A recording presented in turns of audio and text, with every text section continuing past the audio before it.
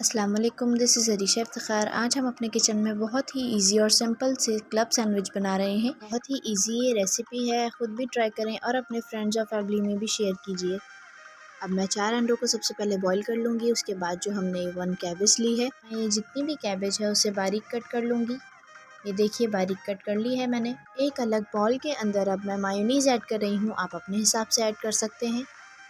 اس کے بعد میں black paper 1 table spoon add کر رہی ہوں اور ½ ٹیبل اسپون میں اس میں نمک ایڈ کر رہی ہوں۔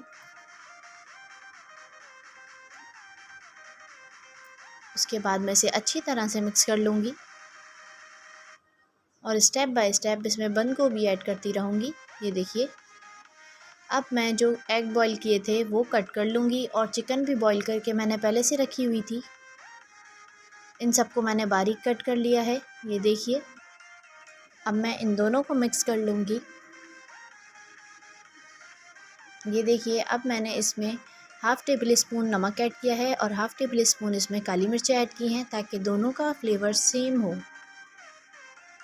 اس کے بعد ہمیں اس میں اسٹیپ بائی اسٹیپ لیئر لگانی ہے۔ بند گوبھی کی اور مایونیز کی لیئر ہم نے سب سے پہلے لگائی ہے۔ اس کے بعد میں نے اس میں دوسرا پیس ایڈ کر دیا ہے بریڈ کا، اور اب میں 1 سے 2 ٹیبل اسپون کیچپ ایڈ کر رہی ہوں۔